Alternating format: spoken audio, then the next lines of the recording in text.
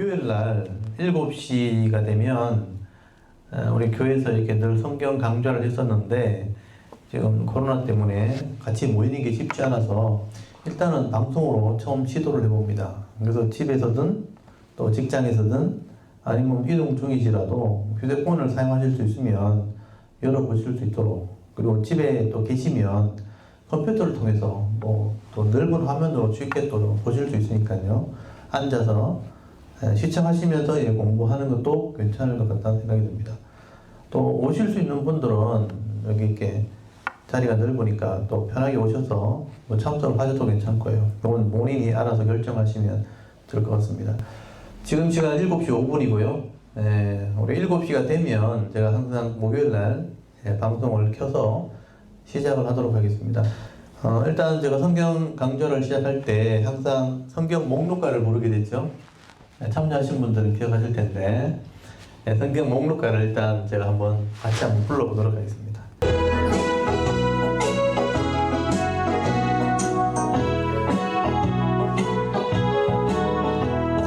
창세기 출애굽기를 위기 민수기 신명기 여호수아 사사기 룻기 사무엘 상하 열왕기 상하 역대상하 에스라 느헤미야 에스더 욥기 시편 잠언 전도서 아가 이사야 예레미야 에가 에스겔 다니엘 호세아 요엘 아모스 오바댜 요나 미가 나움 하박국 스바냐 하게 스가랴 말라기 마태 마가 누가 요한 사도행전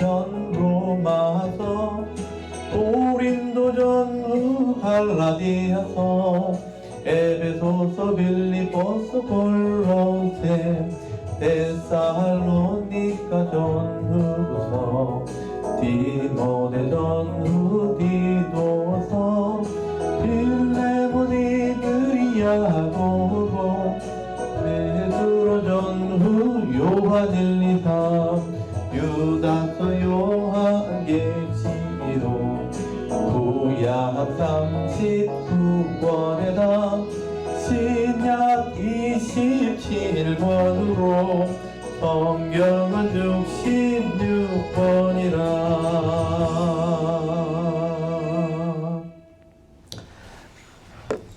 지난번에 요나서 2장까지 역사서를 지금 진행을 하고 있거든요. 모세오경을 하고 그다음 역사서를 이렇게 진행을 하면서 순서를 따라서 이제 선지서로 이제 넘어가게 됩니다.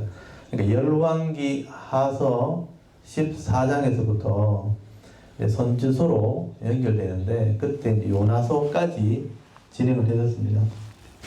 그래서 지금 계속 참여하신 분들은 이제 열왕기 상하서를 했기 때문에 이스라엘의 왕들 이야기가 아주 복잡하게 나오는 부분을 지금 하고 있거든요.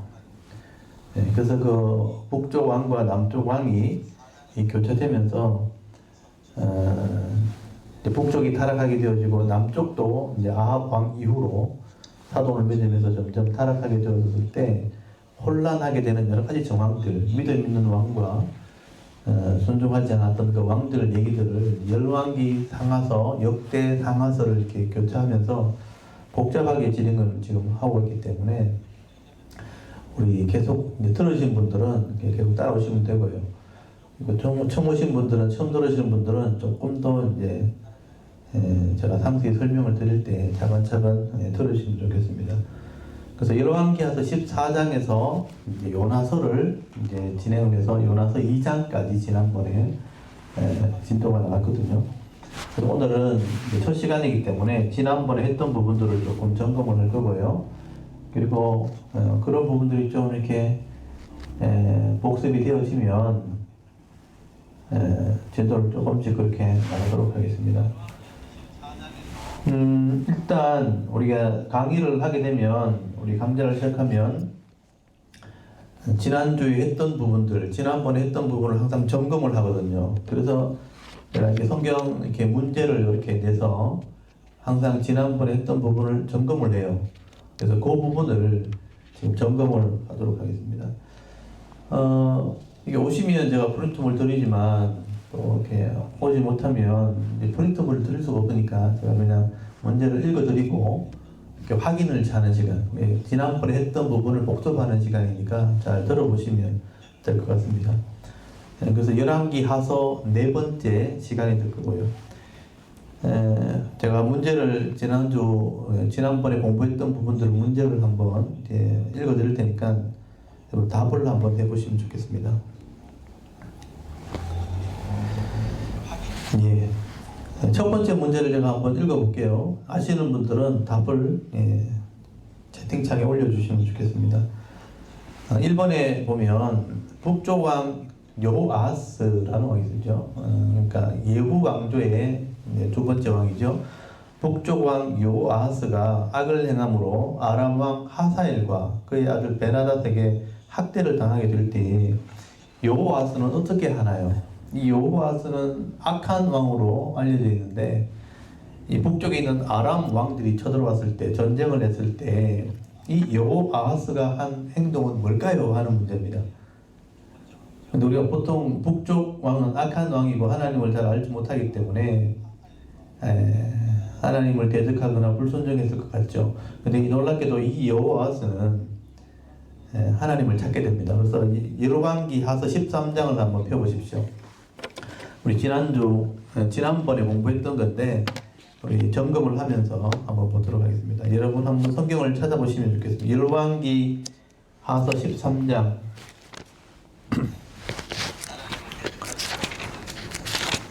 오늘은 복습이라서 천천히 지난번 했던 부분을 한번 살펴볼게요. 열왕기 하서 13장 여기 3절 4절을 한번 보십시오. 거기 보시면 2절부터 보셔야 되겠네요. 2절에 보시면 여호와 보시기에 악을 행하여 이스라엘에게 범죄하게 한 느바데 아들 여로보암의 죄를 따라갔고 거기서 떠나지 아니하였으므로 이 여호아스가 여로보암의 죄니까 금송아지를 섬기는 죄를 말하죠. 그래서 이 여로보암의 죄, 금송아지를 따라가면서 악을 행했지만 3절 한번 보십시오. 여호와께서 이스라엘에게 노하사 늘 아람 왕 하사엘의 손과 그의 아들 베나닷의 손에 넘기셨더니 이 전쟁을 했다는 얘기죠. 4절에 아람 왕이 이스라엘을 학대함으로 여호아스가 어떻게 했다고 되어 있죠? 여호와께 간구하매라는 단어가 나와요.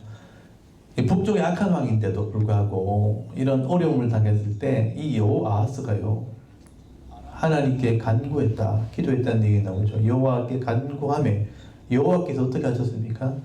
들으셨으니 이는 그들이 학대받음을 보셨습니다. 그러니까 이 여호아스가 악한 왕이고요. 금송아지를 섬기는 우상을 섬기는 자였지만 하나님 백성이라는 거죠. 하나님을 기억하고 하나님의 이름을 부르면서 간구하니까 하나님 들으시잖아요. 그러니까 하나님께서 이런 악한 왕의 기도도 들어줬다 하는 것을 여러분 보셔야 된다는 거죠. 그래서 하나님이 이런 불순종하는 사람들을 기다리고 계시는 것이죠. 그래서 이 여호아스가 결국은 이제 끝까지 하나님을 섬기지 못하지만 이렇게 하나님을 찾을 때 하나님이 들으신다. 그래서 여기 5절에 보시면 여호와께서 이에 구원자를 이스라엘에게 주심에 이스라엘 자손이 아람 사람의 손에서 벗어나 전과 같이 자기 장막에 거하였으라. 그래서 이런 은혜를 베풀어 준다는 것이죠. 이게 원래 하나님 원하시는 거예요.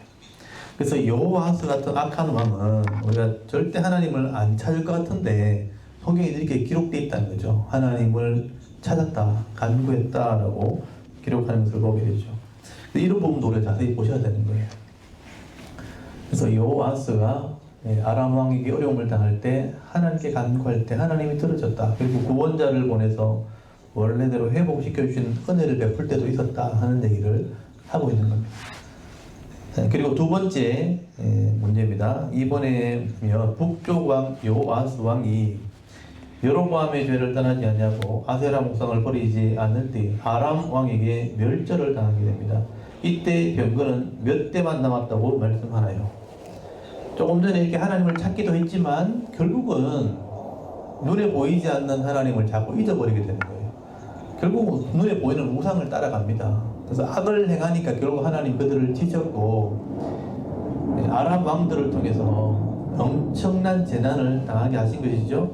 그래서 그 군사력을 다 잃어버리게 되는데 13장 7절 열왕기하서 13장 7절에 보면 그들이 이스라엘에게 범죄하게 한 여로보암의 죄에서 떠나지 않냐고 그 안에서 따라 행하며 또 사마리아의 아세라 목상을 그냥 두었더라. 아람 왕이 요아스의 백성을 멸절했다고 되어 있죠. 멸절하여 타작 마당에 티끌같이 되게 하고 마병 50명과 병거 10대와 보병 10,000명 외에는 요아스에게 남겨두지 아니하더라. 멸절시켜서 그 군대를 거의 다 이제 하나님이 빼앗기게 만들었죠. 그래서 마병이 50명만 남았다고 되어 있어요. 이 나라를 지키는 전군이 다 멸절돼 버릴 거예요. 마병만 50명, 그리고 병거는 10대입니다. 원래 이 아합 왕 때 북쪽 이스라엘이요 병사가 이 국방력이 굉장했거든요. 그 병거가 2,000대도 넘었어. 2,000대가 넘었는데 다 무너지고 다 빼앗기고 병거 딱 10대, 탱크 10대, 우리나라로 치면 탱크 10대만 딱 남았고, 그리고 보병은 10,000명밖에 안 남았다. 수십만의 군사는 다 멸절돼 버리고 10,000명만 남겨두었다. 하나님이 하나님을 제대로 섬기지 않을 때 국방력을 완전히 다 없애버린 것이죠. 그런 어려움을 당하는 나라가 되었다 하는 얘기를 하게 되는 것입니다. 이게 여호아스 때 있었던 일이에요. 예후의 아들이죠. 예후 왕조하면 4명의 왕이 나오죠. 예후, 여호아스, 그다음 요아스, 여로보암 2세, 스가랴. 예후 왕조 4명은 이제 왕들 이름을 외울 때 다 외우셔야 됩니다. 그래서 이 여호아스가 이런 어려움을 당하게 되었다 하는 얘기를 성경이 하고 있다는 얘기입니다. 그 다음 세 번째 문제입니다. 세 번째 보시면 북쪽의 왕 요아스는 그 다음에 왕이 된 사람이죠. 요아스가 엘리사가 병들었다는 것을 듣고 선지자를 존중히 여기며 병문안을 가게 됩니다. 이때 하나님께서 엘리사를 통해 활과 화살을 가지고 예조를 보여주시게 됩니다. 요아스가 활을 가지고 땅을 3번 치게 될 때 어떻게 될 것이라고 말씀하시나요? 요아스가 그래도 선지자를 존중히 여기는 마음이 있었던 거예요. 그래서 엘리사가 병들어 죽게 됐다는 얘기를 듣고 병문안을 갔다는 것은 선지자를 존중히 여긴 겁니다. 그래서 하나님께서 그 당시에 선지자를 존중히 여겼다는 것은 하나님을 경외한 것입니다. 그래서 그 믿음을 보시고 그 나라를 지켜주기 위해서 예조를 보여준 거죠. 어떤 행동을 통해서 순종하면 그 순종하는 것 때문에 나라를 지켜주는 어떤 앞으로 일어나게 될 징조를 행동을 통해서 보여준 거예요. 그게 뭐냐? 활을 가지고 땅을 치라는 거예요. 그래서 이 요아스가 이 엘리사가 땅을 치라 하니까 활을 가지고 3번을 땅을 치게 됩니다. 그때 하나님께서 엘리사를 통해서 뭐라고 말씀하시는가? 여러 번 더 쳤으면 좋았을 건데 3번만 치냐 그러면서, 지난번에도 이걸 제가 이제 같이 공부하면서 나누면서 여러분 왕이 선지자의 집에 병문안을 갔는데 무슨 장난하는 것처럼 활을 가지고 땅을 치라 그러니까 그 왕의 체면이 있잖아요. 그 활을 가지고 땅바닥을 쳐야 되는데 치면서도 막 이렇게 내가 이걸 왜 쳐야 되나 이랬을 거 아니에요. 근데 그런 믿음의 순종이 결국은 하나님이 나라를 지켜주는 은혜라는 것이죠. 그래서 3번 치면 많이 쳤다, 자기는 그렇게 생각하는 거죠. 근데 이 엘리사 입장에서는 좀 대여섯 번 쳤으면 하나님이 그런 더 큰 은혜를 베풀었을 텐데 하고 책망을 하면서 3번을 쳤기 때문에 3번 네가 아람을 이기게 될 것이다, 그렇게 말해요. 그 3번 순종하는 것 하나님 보시고 3번 아람을 이기게 해주실 것이다. 그게 예조예요, 예조. 왕으로서의 어떤 체면을 하나님께 내려놓고 순종하는 것을 보시고 도와주겠다. 그래서 나중에 아람을 진짜로 3번을 이겼다고 성경에 기록이 되어 있습니다. 실제로 이루어집니다. 그래서 이런 요아스가 그만큼 믿음이 없다는 얘기죠. 어린아이처럼 대하시잖아요. 하나님 말씀으로 이렇게 대하시는 게 아니고 어떤 행동으로 예조로 대하시는 것은 그만큼 요아스가 믿음 없는 거예요. 예후의 아들 요아스의 아들 요아스거든요. 북쪽 이스라엘이니까 여전히 우상을 섬기고 있었고 하나님 말씀을 순종하지 않았지만 선지자를 존중해 여기는 마음을 보시고 그런 예조를 보여줬다는 겁니다.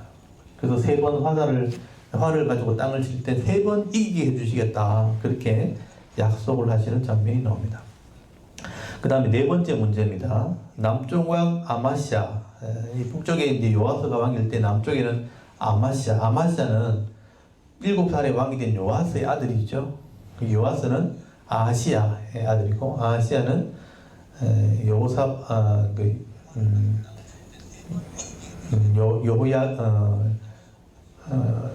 아니죠.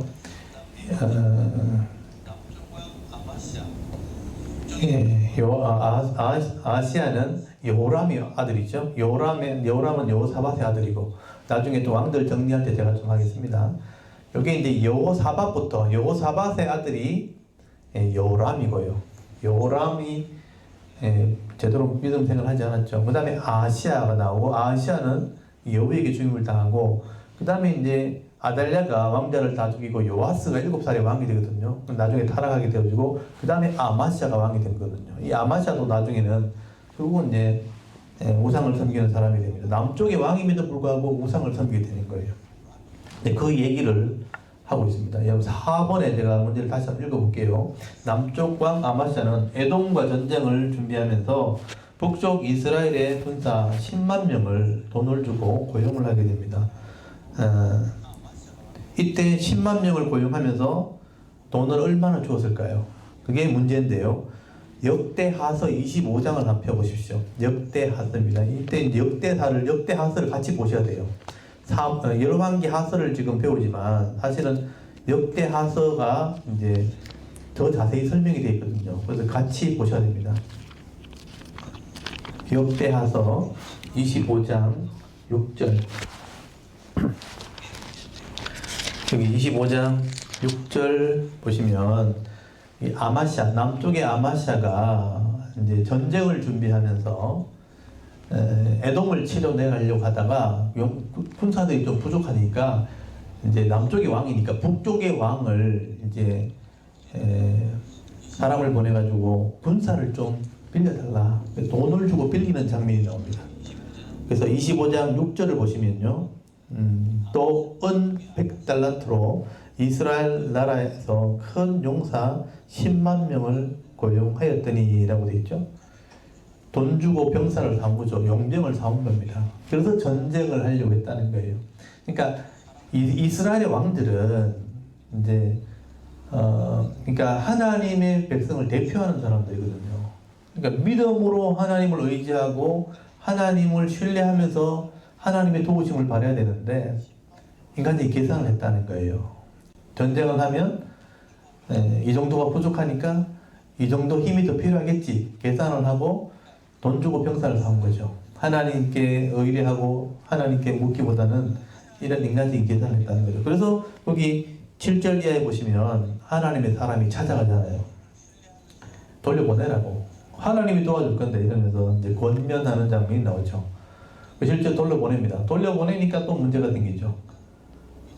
돈 주고 오라 해놓고 또 돌려보내면 그 오는 사람들이 기분 나쁘잖아요. 그 이 북쪽 이스라엘 사람들이 월급 이제 돈 벌러 왔다가 그냥 돌려보내는 바람에 화가 나가지고 이스라엘 성읍들을 막 헐어버리고 약탈을 하고 돌아가죠.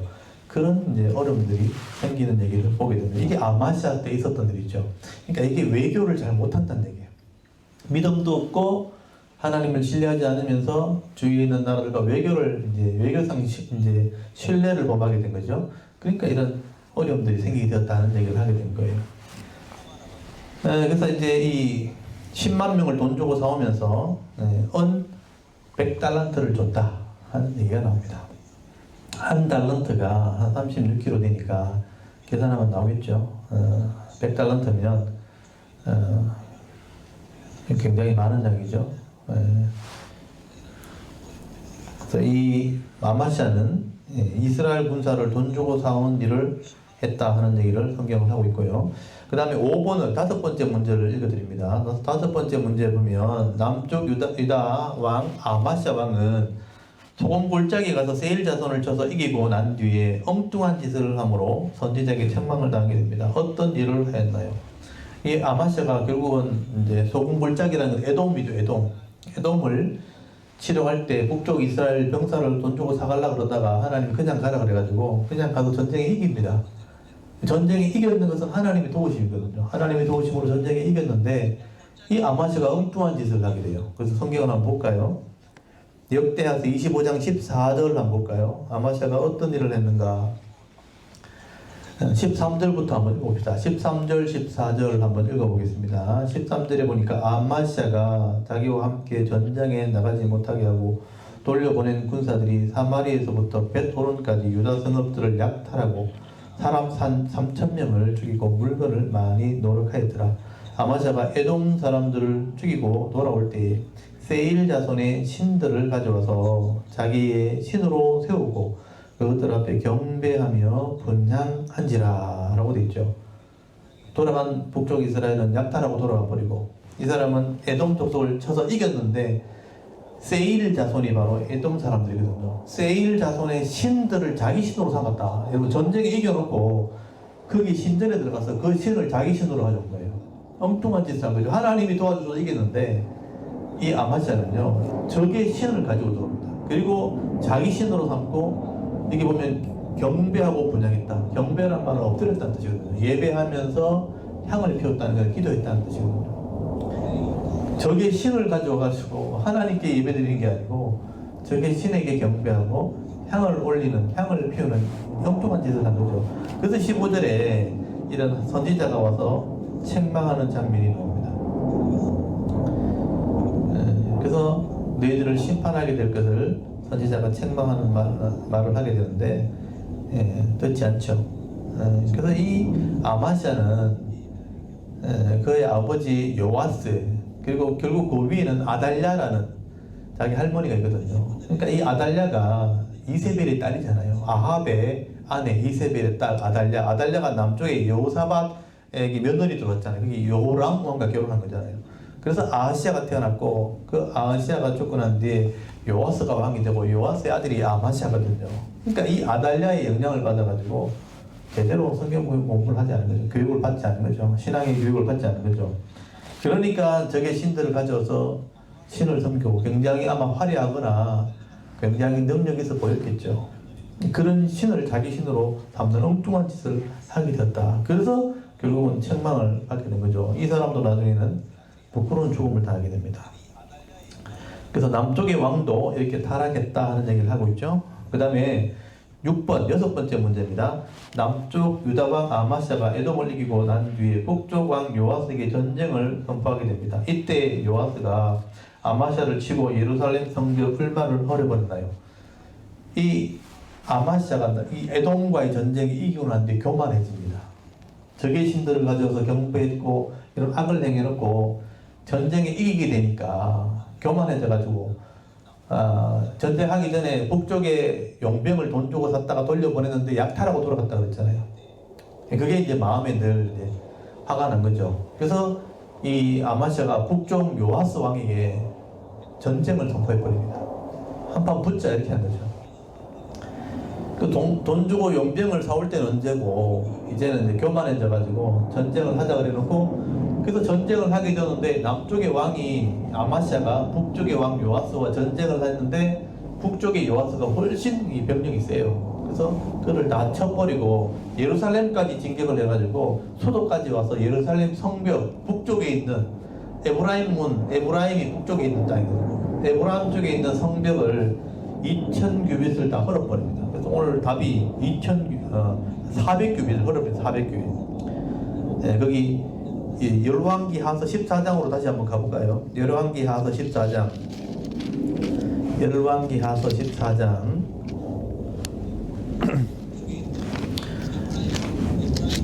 아까 봤던 열왕기하서 14장. 13절을 한번 보십시오. 13절에 보시면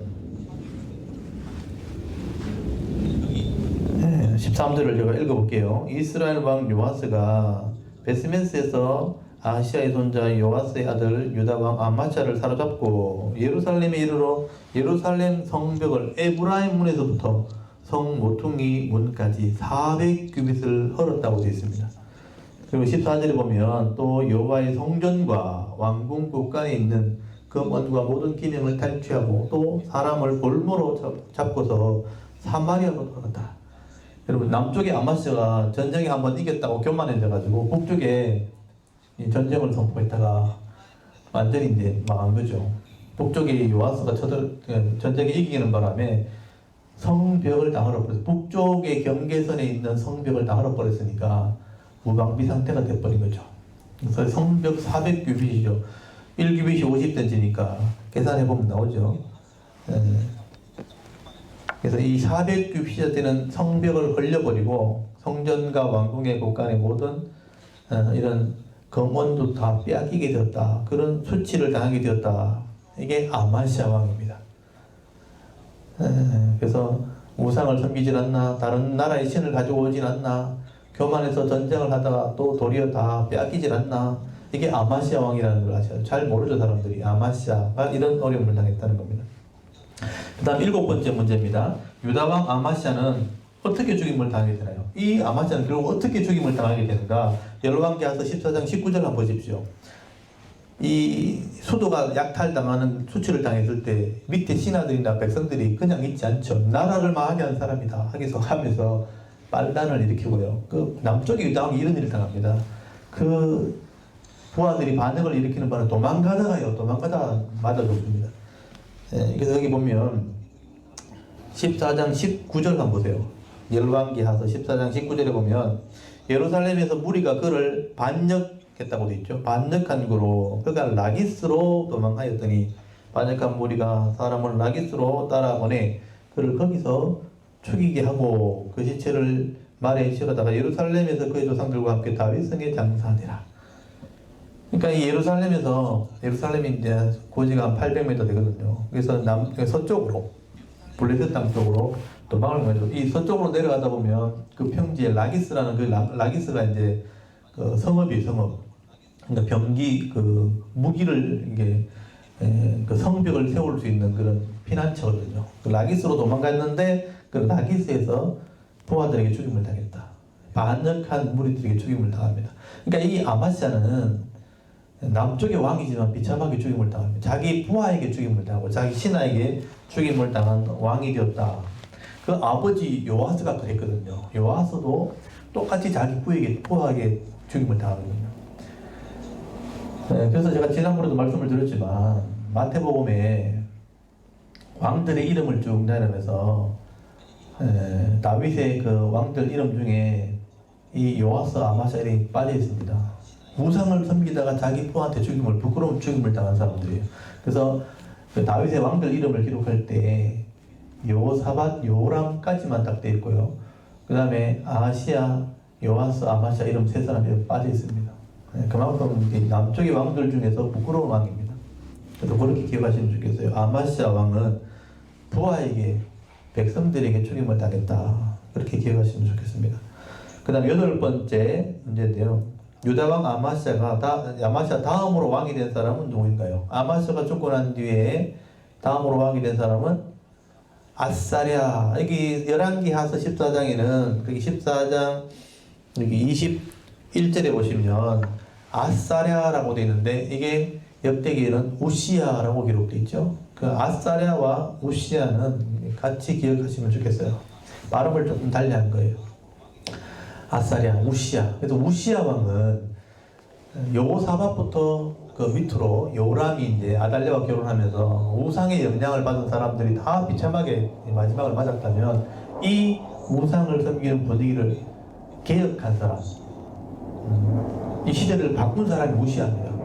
여기서부터 이제 이스라엘의 후반전이 시작되는 거예요. 이 아마시아까지가 남쪽 유다의 전반전이라고 보시면 우시야부터는 이제는 이 남쪽 유다 왕의 후반전이 되는 겁니다. 새로운 도약, 새로운 계획이 일어난 거죠. 새로운 바람을 일으킨 사람이 누구냐? 우시아입니다. 우시아. 지금 이런 사람이 필요하죠. 우리나라도. 새로운 시대를 바꾼 사람이 필요한데 이 우시아가 바로 그런 사람입니다. 그래서 아마시아 다음에 우시아가 왕이 되었다 하는 것을 기억하셔야 되고요. 우시아가 이제 제2의 전성기 솔로몬의 그 영토를 회복한 사람이고요. 솔로몬의 그 부와 영광을 다시 회복한 사람이 우시아입니다. 그 우시아는 너무 또 이렇게 자리가 교만해지는데 이 우시아가 시대를 바꿨다는 것. 그리고 이 남쪽에 우시아가 이렇게 번창할 때 북쪽에서는 여로보암 2세, 아까 요아스의 아들 여로보암 2세가 번창하게 되죠. 그래서 이제 북쪽은 여로보암 2세, 남쪽은 우시아 두 사람이 남북으로 솔로몬의 땅을 다 회복하게 됩니다. 그때 북쪽에 요나 선지자가 활동했다고 되어 있죠. 그래서 요나서가 나오게 된 거예요. 그래서 요 시대적 변화를 이제 기억하셔야 됩니다. 그래서 북쪽은 여로보암이 왕이 돼가지고 우상을 섬기고 금송아지 만들어서 타락하다가 아합 왕이 첫 번째 번성기를 맞았는데 아합 왕은 우상을 섬기다가 망했고요. 그 아합 왕을 죽인 사람이 예후고 예후 왕조가 시작되었을 때 번창한 사람이 여로보암 2세입니다. 그래서 이런 흐름들을 쭉 이제 기억을 하셔야 돼요. 왕들 이름도 쭉 기억하셔야 되고 이런 흐름들도 알면 북쪽과 남쪽을 하나님이 이렇게 다스리셨다 하는 것도 만지게 될 겁니다. 일단 아마샤 다음에는 우시아가 왕이 되었다 하는 것을 기억하시면 좋겠고요.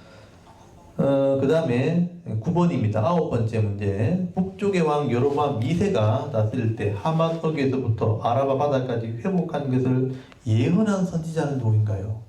여로보암 2세 때 북쪽에 있는 땅을 회복하게 될 것이다 하고 예언한 선지자가 있었다는 거예요. 이 선지자는 누구냐?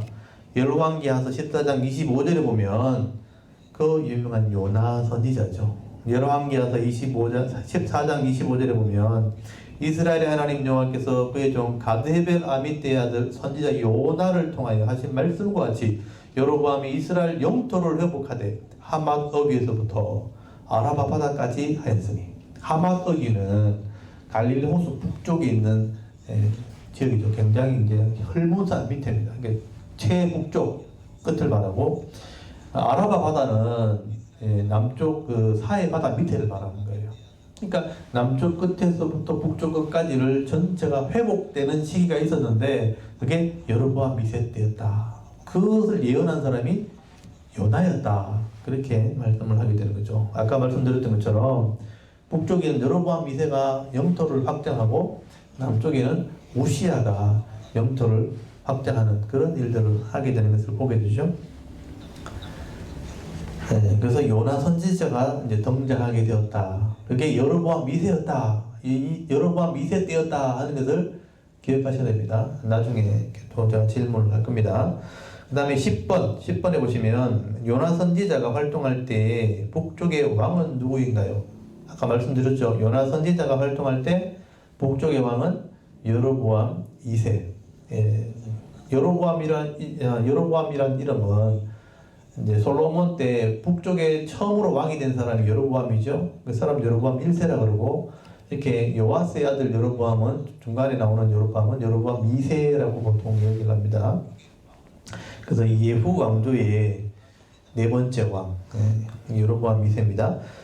그 다음에 11번, 요나 선지자의 이름의 뜻은 무엇인가요? 이제 그 요나서를 이제 보게 되는 거죠. 지난번에 우리 공부할 때 요까지 하고 이제 요나서를 본 거예요. 요나가 하나님 말씀을 이렇게 외치라 했을 때 도망을 가는 얘기가 나오죠. 그 말씀을 외치라 한 곳이 그 아수르의 수도 니느웨였단 말이에요. 그래서 여러분 이렇게 북쪽의 영토가 확장되어질 때 그 중간에 아람이 있었거든요.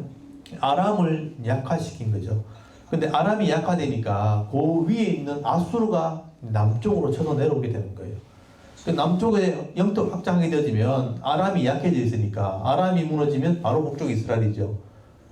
그래서 아람이 번창하면 안 되니까 요나 입장에서는 북쪽 이스라엘 사람이니까 하나님이 니느웨에 가서 회개를 외치라 하니까 회개하면 나라가 회복될 거고, 회복되면 아수르가 번창하게 될 텐데 번창하면 분명히 우리를 치러 올 거라. 그래서 이제 안 간 거죠. 나라를 위해서 한 거예요. 자기 나름대로 이제 나라를 위한다 생각하고 하나님 말씀을 어기고 도망간 이야기가 요나서입니다. 자기 생각대로 했는데 하나님의 뜻이 결국 무엇인지를 나중에 깨닫게 된 것이죠. 하나님은 죄인들이 돌아오길 기다리신다. 요나가 나중에 그것을 깨닫게 된 얘기죠. 그래서 요나서가 나오게 된 거죠. 북쪽 이스라엘은 이렇게 왕들도 말 안 듣는데 선지자도 말 안 듣는 그런 땅이었다 하는 얘기를 하게 되는 겁니다. 그래서 요나 선지자의 이름의 뜻이 뭐냐 하면요. 그래서 요나서 1장을 한편 보십시오. 요나서 1장. 그래서 이제 여기서 요나서를 보셔야 되는데 이 요나서 안에 하나님 마음이 담겨 있는 거예요. 우리가 이걸 볼 수 있어요. 시대의 상황을 봐야지만 하나님이 요나를 통해서 뭘 말씀하시는지를 알게 되는 거죠. 요나 선지자의 이름의 뜻은 비둘기라는 뜻입니다. 비둘기. 우리는 보통 비둘기 하면 평화의 상징이다. 보통 그렇게 생각하죠. 그렇지만 성경에서 비둘기는 미련함을 뜻하는 겁니다. 그래서 나중에 이제 호세아서에 가보면 이스라엘 백성들이 마치 비둘기같이 애국을 향해 부르짖으면서 아수르로 간다. 거꾸로 한다는 거예요. 미련한 게 인정한다. 이런 뜻입니다.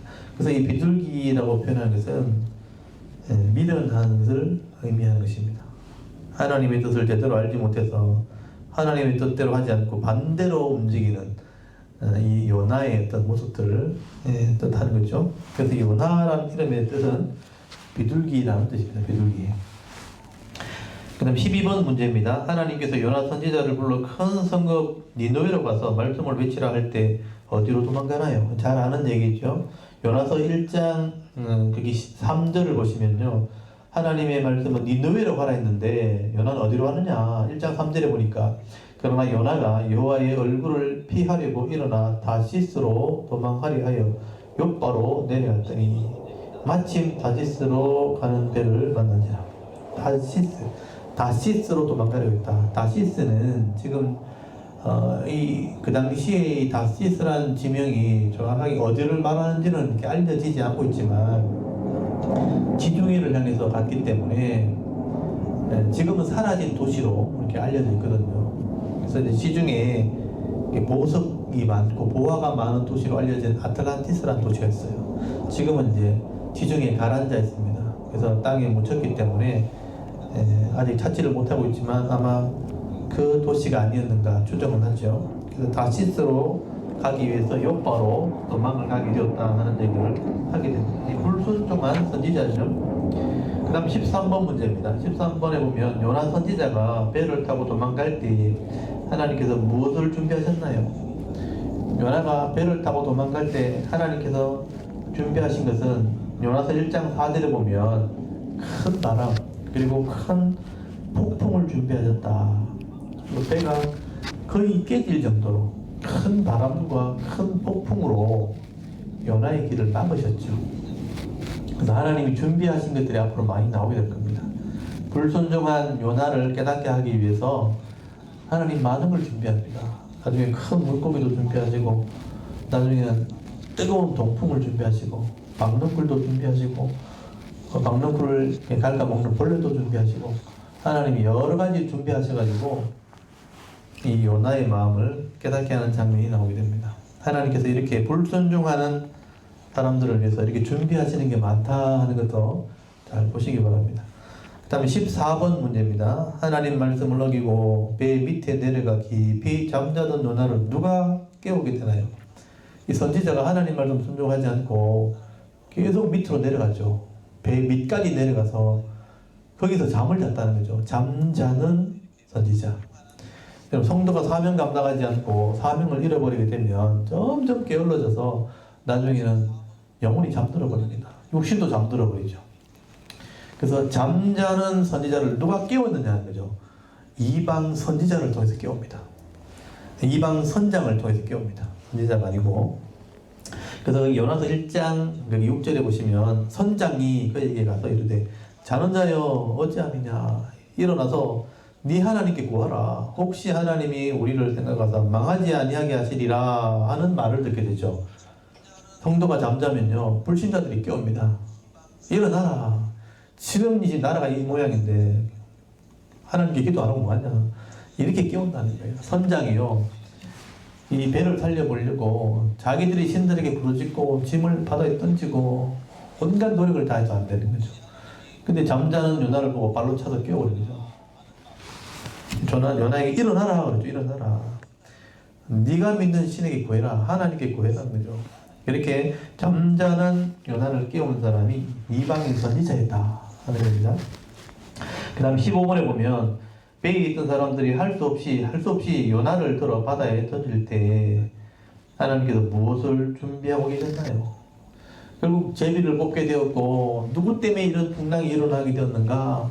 자기 나름대로 이렇게 제비를 뽑다 요나가 걸린 거죠. 요나가 나는 히브리인이고 유대인이고 하나님 말씀을 듣지 않아서 이렇게 됐다 하니까 사람들이 왜 그렇게 했냐고, 왜 하나님 말 안 듣냐고도 책망하는 장면도 나오죠. 거기 보시면 1장 10절에 보면 요나서 1장 10절에 자기가 여호와의 얼굴을 피함인 줄 그들에게 말하였으므로 무리가 알고 심히 두려워하 이르되 네가 어찌하여 그렇게 하였느냐 하고 책망을 듣죠. 이방 사람들이요, 왜 네가 믿는 하나님 말 안 들었냐고 막 책망합니다. 그래서 나름대로 배를 육지로 가게 하려고 막 애를 쓰는데 하나님이 풍랑으로 더 밀어버리죠. 안 돼요. 어쩔 수 없이 제비에 뽑힌 요나를 물에 바다에 던지게 되는 겁니다. 그 던지면서도 이 사람이 하나님께 사람의 생명을 죽이는 거니까 서원을 하고 막 이러면서 이제 던졌겠죠. 던지게 되어질 때에 진짜 씻은 듯이 이전 언제 그랬난 듯이 풍랑을 잠잠케 하는 것을 나중에 확인하게 되죠. 그래서 이때 요나가 이제 바다에 던져질 때 하나님 그냥 있으신 게 아니고 준비를 하셨는데 뭘 준비하셨냐? 여기 요나서 1장 17절에 보니까 여호와께서 이미 큰 물고기를 예비하사 이런 말이 나오죠. 요나를 삼키게 하셨으므로 요나가 밤낮 3일을 물고기 뱃속에 있었니라. 하나님 준비하셨다고 되어 있죠. 요나를 바다에 던지게 하셨고 큰 물고기를 준비해서 삼켜서 3일 동안 그의 기절시키죠. 3일 동안 기절시켜서 요나를 회개시키는 장면이 나오게 된 겁니다. 그래서 요나는 2장에 넘어가면서 회개하는 내용이 나오죠. 하나님 말씀대로 순종하지 못했던 것들, 내가 서원해놓고 하지 않은 것들, 내가 하나님의 말씀을 전하는 선지자임에도 불구하고 하나님 말씀을 전하지 않았던 것들, 이런 것들을 회개하는 내용이 나옵니다. 그래서 이제 물고기 뱃속에서 이 요나는 소홀의 뱃속이라고 말하고 있죠. 다음 문제 나옵니다. 그래서 회개하는 장면이 2장에 나오게 되는 것이죠. 그래서 우리 다음 문제를 풀면 16번을 제가 읽어드릴게요. 16번에 보시면 바다에 빠진 요나는 물고기가 삼킴으로 물고기 뱃속에 들어갔지만 요나는 얼마나 괴로웠는지 어디에서 부르짖었다고 고백을 하나요? 요나서 2장 2절에 보면요, 요나는 분명히 요나서 2장 1절에 물고기 뱃속에 들어갔다고 되어 있거든요. 근데 2장 2절에 보면 이르되 내가 받는 고난으로 말미암아 여호와께 불러 아뢰었더니 주께서 내게 대답하셨고 내가 스올의 뱃속에서 부르짖었더니 주께서 내 음성을 들으셨나이다. 여기 스올의 뱃속이라고 되어 있죠. 이 스올이란 말은 믿없는 구덩이, 지옥이라는 뜻입니다. 지옥. 여기 1절에 보시면 음부라고 되어 있죠. 음부. 그 1번이라고 번호가 달려있고 밑에 보시면 스올은 음부라고 되어 있는데요. 음부가 지옥입니다. 그러니까 구덩이죠, 구덩이. 믿없는 구덩이처럼 한없는 구덩이 이런 의미인데 이런 음부 같은 지옥 같은 뱃속에 있었다. 고통스럽다는 얘기를 하고 있는 거죠. 우리가 이제 너무나 큰 고통을 경험할 때 지옥 같은 일을 경험했다고 그러잖아요. 그래서 고통스러운 지옥의 고통을 경험했다는 것이죠. 그래서 아마 기절한 상태에서 3일 있었으니까 그런 고통을 경험했다는 것입니다. 그리고 17번 문제를 제가 읽어드릴게요. 요나 선지자가 물고기 뱃속에서 3일을 있었던 사건을 통해 예수님이 십자가에 죽으시고 부활하실 것을 예언하게 됩니다. 이때 예수님께서 메시아 사역에 헌신할 것을 서원하고 사인을 했다고 말씀합니다. 무엇이라고 사인을 했나요? 사실 이 2장은 요나가 회개하는 장면이죠. 물속에 들어갔다가 물고기 뱃속에 들어가서 회개하는 내용인데 요나가 회개하는 내용 안에 사실은 예수님의 사역을 예언한 내용들이 있는 거죠. 그 골짜기 구덩이에 들어간 것은 예수님이 무덤에 들어간 것이고 골짜기에서 그 무덤에서 나오는 것은 부활을 상징하는 것이고, 그래서 예수님이 십자가에 죽으시고 부활할 것을 하나님께서 명령하셨는데 예수님께서 내가 그것을 순종하겠다고 사인을 했다는 거죠. 사인. 그 사인의 내용이 여기 요나서에 기록되어 있습니다. 그래서 여러분 거기 2장 6절에 보시면요, 내가 산의 뿌리까지 내려가사오며 땅이 그 빗장으로 나를 오래도록 막았사오나 나의 하나님 여호와여 주께서 내 생명을 구덩이에서 건지셨나이다. 여기 산의 뿌리까지 내려갔다는 것은 예수님이 무덤 속에 들어가는 걸 상징하는 것이고요, 여기 구덩이에서 건져내셨다, 이건 다시 부활하게 될 것을 상징하는 거예요. 그래서 이런 사명을 감당하실 분이 예수님이었다는 겁니다. 근데 그 일을 감당하기 위해서 서약을 하게 되는데, 제가 그걸 하겠습니다, 예수님이 그렇게 서약을 했다는 거예요. 그게 9절에 나오는 2장 9절. 나는 감사하는 목소리로 주께 제사를 드리며 나의 서원을 주께 갚겠나이다. 이 서원이란 말이 나오죠. 이 십자가의 죽음과 부활의 사명을 내가 서약한다, 서원한다. 그 서원을 내가 지키겠나이다. 그리고 사인을 했다는 거죠. 그리고 구원은 여호와께 속하나이다. 이 구원이란 말이 바로 예수아라는 뜻이에요. 예수라는 이름이에요. 이름. 그래서 예수님께서요, 네가 메시아는 증거가 어딨냐, 표적을 보여가라 할 때, 사인을 한번 보여줘라 할 때 예수님이 늘 그렇게 말씀하셨어요. 몇 번이나 그렇게 말씀하셨어요. 내가 요나서에 다 써놨다. 요나의 표적밖에 내가 보일 표적이 없다. 요나서에 내가 이 사명 감당할 메시아라고 내가 사인까지 해놨다.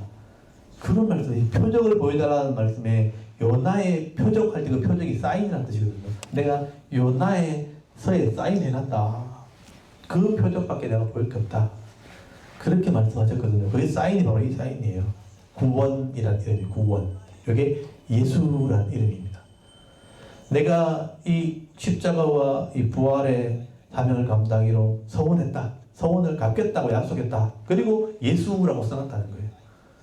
그래서 내가 이 사명 감당하는 거다 하고 말씀하시는 거죠. 그 요나서는 그냥 요나의 회개 기도가, 그 당시에는 요나의 회개 기도가 의미가 있지만 이 속에는 예수님의 메시아 되심을 예언해 놓은 내용이 있다는 것을 기억을 하셔야 되는 것이죠. 그래서 요나서는 그래서 굉장히 중요한 의미가 있다는 것입니다.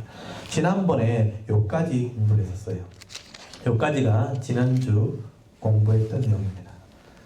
오늘 여기까지는 이제 지난주 복습했던 것이죠. 이제 열왕기 하서부터 역대하서 사이에 왕들의 얘기, 북쪽의 예후 왕족 요아스, 여로보암 2세까지, 그 다음에 남쪽에는 아까 아마시아, 그 다음에 우시아로 넘어가는 그 상황 속에서 영토는 확장되어졌고 요나 선지자가 활동하는 시대가 되었는데, 요나를 통해서 하나님의 마음을 전달하게 되었다 하는 얘기를 하게 된 것이죠. 여기까지 잘 들으셨나요? 지난번에 했던 거 기억납니까? 우리 방송으로 보시는 분들도 지난번에 여기까지 공부했던 거 기억나시는지요? 기억이 납니까? 아니, 제가 지금 채팅창을 보고 있는데요. 하은이도 들어오고 하늘이도 들어왔네요.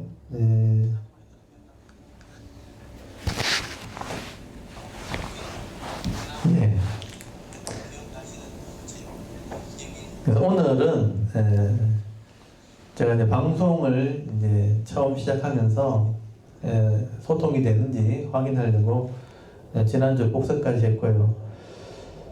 그래서 다음 주부터 본격적으로 진도를 나가려고 합니다.